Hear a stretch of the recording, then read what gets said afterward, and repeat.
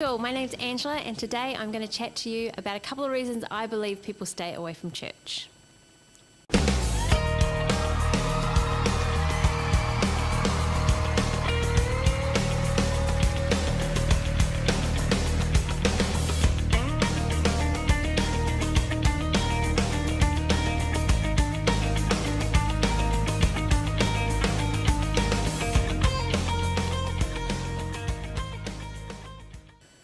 There can be many reasons people say they stay away from church. It may be because of a personal experience they had with people or an organisation. It may be things that they have heard about others' church experiences that have put them off or caused them to leave.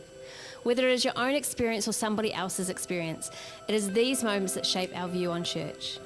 And it's true. It is hard when we have to deal with broken people in a broken world.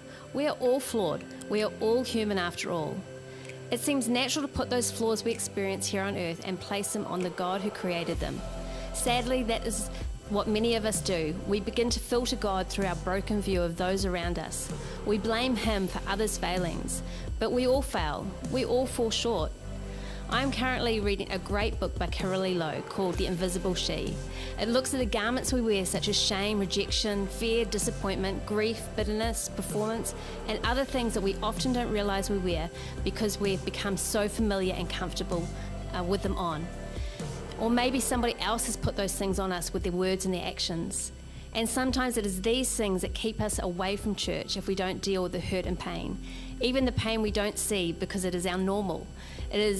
It may be we all known for so long we are robbed of the future and God calling God has for us. An exciting life giving place we all have the opportunity to live. Getting there isn't easy because of the brokenness we carry to have to navigate through, but it's there ready and waiting for us. So what is keeping you from church? Has someone offended you? Did they say something and your previous hurts perceived their words incorrectly? Or perhaps their words were painful and real from the hurt the person speaking had experienced and that was directed at you. Either way, it becomes our response to dealing with the hurt that is important. It is about who we take that hurt to so we can move forward and not be trapped by our own pain. Isaiah 49:23 in the Amplified Version says, "And you shall know with an understanding based on personal experience that I am the Lord, for they shall not be put to shame who wait and hope expectantly for me." When we allow God to take us on a journey to pull back the layers of our own brokenness and the garments we wear that need to be removed, our relationship deepens with Him, and the truth, the only real truth, God's truth, begins to penetrate our hearts and becomes the new garment we wear. Curly quotes Pastor Stephen Furtick in her book and says, "Unless lies are exposed, callings will never be fulfilled."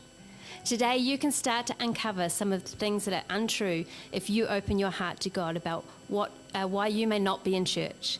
It may be a little uncomfortable to start with, but imagine the freedom you will find on the other side. I love that in the past few years our church and others have made space for what we refer to as freedom prayer. It is making space for you to sit with God and asking Him what lies you're believing and then allowing Him to replace that lie with His truth. Now you may be thinking, where do I even start with it? Well, here are some things that might do just that. Firstly, recognize we all view things from our perspective or our perception of a situation. We all filter what is before us. Our filter can be our past experiences, the ideas we have formed about someone or something, or words that have been spoken by others. These are the filters that we may place on any situation before us. I know I have shared this before. You can stand on one side of a 9 or a 6, depending on which side you are, and depends on how you see it. If you have a look at the image now on the screen, you'll see that. I enjoy a really good novel. I really enjoyed The Shack by William Young.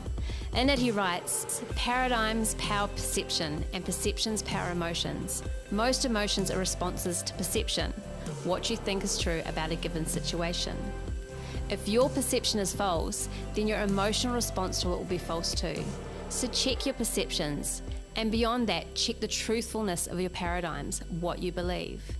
Just because you believe something firmly doesn't make it true. Be willing to re-examine what you believe." Perhaps it is your perception of church or people that go to church that is keeping you away. but perhaps you need to realize God is wanting to shift something in you as you attend and may remove hurt or pain caused by that perception, by the perception you have, so He can get closer to you. Then based on our perceptions, anxiety can rise. I have experienced this firsthand. There is so much anxiety in our world, it is its own growing pandemic.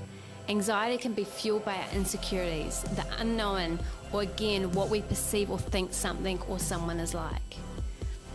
I read a great quote. It says, "Security is not the absence of danger, but the presence of God no matter what the danger."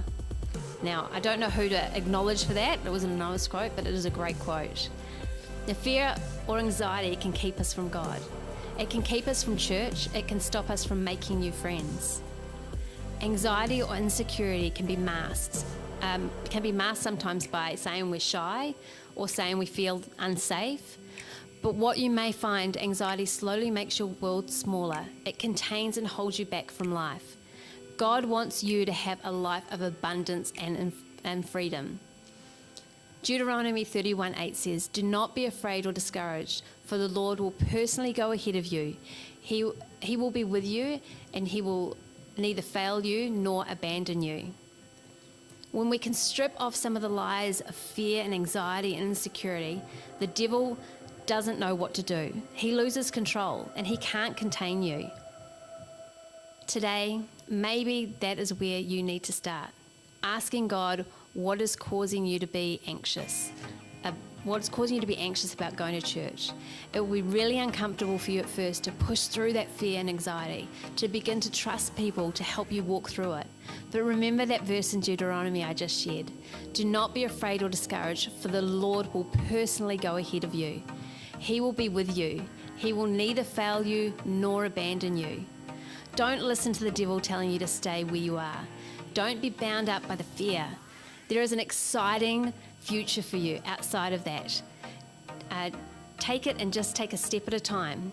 All you have to do is start moving forward. So let me encourage you, don't let your preconceived perceptions or anxiety and fear stop you from joining a church community that wants to embrace you. As Pastor James mentioned the other week, the first church you go to may not be the one for you. Try a few out, find your fit, and then lock in and allow others to walk with you as you pull back the layers that have contained you or blinded you from the abundant, overflowing life that God wants you to experience. Thanks for joining us this week, and we'll see you next week.